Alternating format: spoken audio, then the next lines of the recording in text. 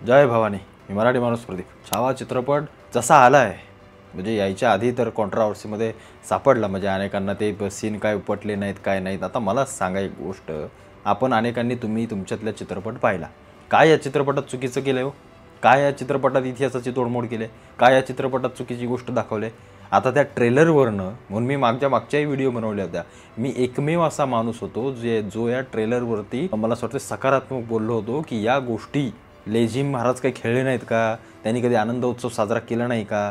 कशाला तुम्ही त्याच्यावरती आक्षेप घेतलाय? पण काही लिब्रांडो, काही घाणेरडी विचारसरणीचे, डाव्या विचारसरणीची खास, कारण त्यांना माहिती आहे छत्रपती संभाजी महाराजांचा चित्रपट येतोय, ही सगळी पोरं पेटतील, या हिंदुस्थानामध्ये पूर्ण जागरूकता निर्माण होईल, मराठ्यांचा इतिहास, छत्रपती संभाजी महाराजांचा इतिहास, कारण ते धर्मवीर होते, धर्मासाठी अत्यंत ते महत्त्वाचे होते. म्हणजे शिवरायांना तर हे सेक्युलरवादी समजतातच, सर्व धर्म समभाव, पण तसं काही नव्हतं. पण छत्रपती संभाजी महाराज एक कट्टर होते, त्याच्यामुळं कुठं ना कुठंतरी हा इतिहास बाहेर येईल आणि काही डाव्या विचारसरणीची जी झाकलेली काही माणसं असतात ती सगळे बाहेर काढली गेली त्या सगळ्या ट्रेलरवरनं आणि त्याच्यावरनं आक्षेप घेण्यात आले. पण असो, चित्रपट पाहिलात, मी माझा रिव्ह्यू दिला. त्या रिव्ह्यूमध्ये देखील अनेकांच्या बोटाला मिरच्या झोंबल्या. काय ते थंबनेल बनवलं? अरे केळ्या, तुला कळतं का काय त्या लिब्रांडोचा अर्थ तरी माहिती आहे का? अरे बघून घ्या. परंतु तुम्ही ते थंबनेल बिमनेलच्या चक्करमध्ये पडत जाऊ नका. ती एक गोष्ट आहे, ती एक ट्रिक असते. आता मला सांगा, ते थंबनेल बनवलं नाही तर त्याला लोक किती पाहतील, किती तो कंटेंट पाहायला जाईल? आम्ही कंटेंट कशासाठी बनवतो? जास्तीत जास्त लोकांपर्यंत जाण्यासाठी. हां, तुम्हाला एक गोष्ट सांगायची म्हणून सांगतोय मी. त्याच्यामुळं त्या थंबनेलमध्ये मी असं कधीच कुठली गोष्ट टाकत नाही. हां, त्याच्यामध्ये एखाद दुसरा असा शब्द ज्याच्या मागचं नसतं, पुढचं नसतं, तो शब्द टाकावा लागतो. ती एक ट्रिक आहे, ते एक अल्गोरिदम असतं. त्याच्याशिवाय ते यूट्यूब त्याचं जे सर्च इंजिन आहे ते पुढं त्या सगळ्या गोष्टी रेटत नाही. तो त्या सगळ्या गोष्टीचा भाग झाला. पण कुठलीही व्हिडिओ पाहायची नाही, काही नाही, सरळ आपलं बोलत राहायचं, काही बोलायचं. अभ्यास करा, व्यवस्थित करा.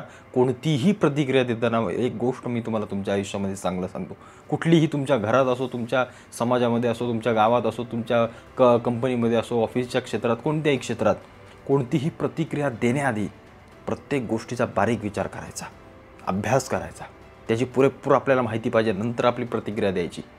ज्ञानी लोक असंच करतात. पटकन कोण बोलतं? जे तुडतुड्यांसारखं, ज्याला काय माहीत नसतं बोलून टाकतं.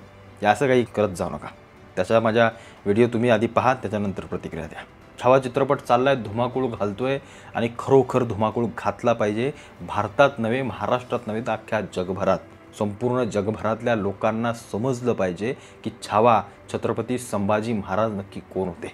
आपल्याला 4वी 5वीच्या पुस्तकामध्ये 1-2 धड्यांचा आपला मराठ्यांचा इतिहास, अरे ज्यांच्यामुळं आपण आहोत त्यांचा इतिहास एका पानात, आणि आम्हाला बाबर, अकबर, हुमायून हे ते सगळे शिकवण्यात आल्यावर काय आम्हाला काय घ्यायचेत का अंगावते? त्यांचा काय संबंध इथं?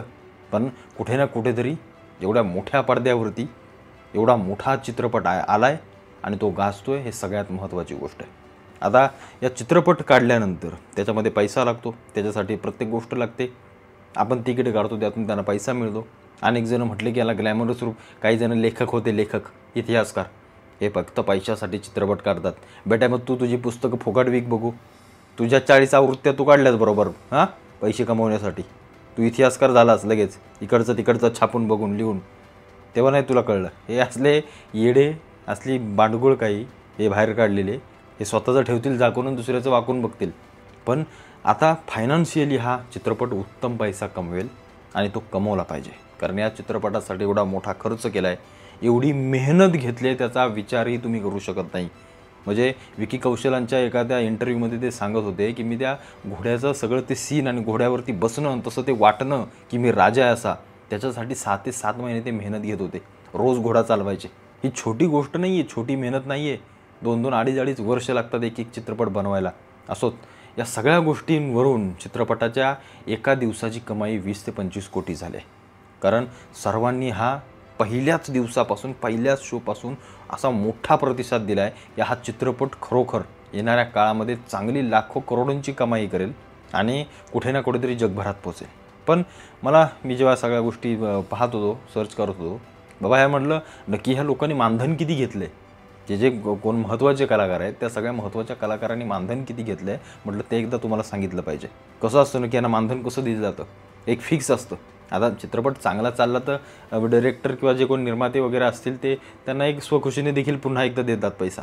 पण पहिलं जे साईन केलेलं असतो तो नक्की पैसा किती दिला आहे? सगळ्यात विकी कौशलचं मी तुम्हाला शेवटी सांगतोच, पण सोयराबाईंची भूमिका करणाऱ्या दिव्या दत्ता त्यांना काहीतरी 40-45 लाख रुपये दिलेत त्यांच्या त्या भूमिकेसाठी. आता त्यांची भूमिका त्या पिक्चरमध्ये छोटीशी आहे, इंटरवलच्या आधीपर्यंतच आहे, त्यानंतर त्यांचा मृत्यू होतो. त्या दिव्या दत्तानं 40-45 लाख रुपये दिलेत. त्यानंतर महत्त्वाची एक भूमिका ती म्हणजे ते आशुतोष राणांची, हंबीरराव मोहितेंची जी त्यांनी केली, त्या भूमिकेसाठी त्यांना 80-85 लाख दिलेले आहेत. त्यानंतर एक सगळ्यात महत्त्वाचा कलाकार अक्षय खन्ना. तुम्ही एक गोष्ट नोटीस केली का, या सगळ्या चित्रपटाच्या स्क्रीनिंगसाठी किंवा ज्या ज्या ठिकाणी गेले, अक्षय खन्ना गेले नाहीत. अक्षय खन्नाला तिथं प्रेझेंट केलं नाही का? कशासाठी? कारण आपल्याला औरंगजेब मोठा नाही करायचा आहे. कारण लोक त्यांना माहिती होतं डिरेक्टरला की चित्रपट पाहिल्यानंतर अक्षय खन्नानं जे काम केलं आहे, औरंगजेबाचं जे काही सगळ्या गोष्टी उठवल्यात, त्या कुठे ना कुठेतरी आपल्याला प्रमोट नाही करायच्या आहेत, कारण त्या चुकीच्या आहेत. आपल्याला छत्रपती संभाजी महाराजांना प्रमोट करायचं आहे, त्यांचं शौर्य प्रमोट करायचं आहे. त्या अक्षय खन्नांना 2 कोटी रुपये दिलेत या चित्रपटासाठी, पण त्यांनी भूमिका, अभिनय अतिशय उत्तम केला, यात खरंच नो डाऊट. दुसरं सगळ्यात महत्त्वाचं नाव म्हणजे, आणि बॉलिवूडमध्ये किंवा सगळ्या फिल्म इंडस्ट्रीमधली एक गाजलेली एक हिरोईन म्हणून रश्मिका मंदाना, त्यांनी देखील बऱ्यापैकी मराठीमध्ये अशी भूमिका उठवणं छोटी गोष्ट नाही आहे, पण बऱ्यापैकी त्यांनी त्यांचे एफर्ट देऊन, मी म्हणतो 90-85% बऱ्यापैकी योग्य भूमिका करून ती थोडीशी दाखवून त्यांनी चांगला अभिनय केला आहे. त्यांना या चित्रपटासाठी 4 कोटी रुपये देण्यात आलेत त्या सगळ्या भूमिकेमध्ये, आणि या चित्रपटामध्ये त्यांची भूमिका महत्त्वाची होतीच. आणि सगळ्यात महत्त्वाची भूमिका ती म्हणजे छत्रपती संभाजी महाराजांची, छाव्याची, ती म्हणजे विकी कौशलांनी केलेली भूमिका. ती भूमिका अजरामर राहील त्यांच्यासाठी देखील आणि आपल्यासाठी देखील. आणि छत्रपती संभाजी महाराजांच्या त्या सगळ्या वेशभूषेमध्ये किंवा छत्रपती संभाजी महाराज, जसं छत्रपती शिवाजी महाराजांची भूमिका अनेक कलाकारांनी केली, ते आपण आत्मसात करतो किंवा पाहतो, तसंच छत्रपती संभाजी महाराज म्हटलं की निश्चित विकी कौशल यांचा फोटो आपल्याला नेहमी दिसत राहील. अशी ही अजरामर भूमिका, असा अजरामर अभिनय, मी तुम्हाला शब्दात नाही सांगू शकत की हा माणूस काय अप्रतिम अभिनय केला आहे. जेव्हा शेवटचा क्लायमॅक्सच्या सगळ्या गोष्टी येतात, अक्षरशः तुम्ही रडता. ते तुम्हाला समोरच असल्यासारखं सगळं वाटतं. ते सगळं शौर्य, तो अभिनय आणि त्या सगळ्या गोष्टी इतक्या ज्वलंत दाखवल्यात की त्याचा विचारही करू शकत नाही. या चित्रपटासाठी विकी कौशल यांनी 10 कोटी रुपये घेतलेत. ते त्यांना योग्यच आहेत, ते त्यांना अगदी साजेसे आहेत, कारण 2 ते 2.5 वर्षांची मेहनत छोटी नाही आहे. निश्चित या सगळ्या गोष्टी, चित्रपट मोठा होईल, अजून चालेल, अजून कमाई करेल. कमाई तर व्हायलाच पाहिजे, कारण खर्चही तेवढा केलेला आहे. त्याच्यामुळे येणाऱ्या काळामध्ये इथे एका दिवसाची कमाई 20-25 कोटी. निश्चित सगळे रेकॉर्ड हा चित्रपट तोडेल आणि या बॉलिवूडच्या सगळ्या इतिहासामध्ये कुठे ना कुठेतरी या चित्रपटाचा एक स्वतः इतिहास बनवून राहील की हा चित्रपट, छावा चित्रपट आला होता.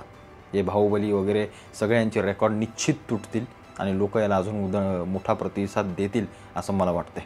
तुम्हाला काय वाटतं सगळ्या गोष्टीबद्दल मला आवर्जून कळवा. आणि तुम्ही कधी चित्रपट बघायला जाताय, नसेल गेलात, आवर्जून जा, निश्चित जा आणि हा सर्वांनी चित्रपट आवर्जून पहा, एवढं मी तुम्हाला सांगतो. जय शंभूराजे.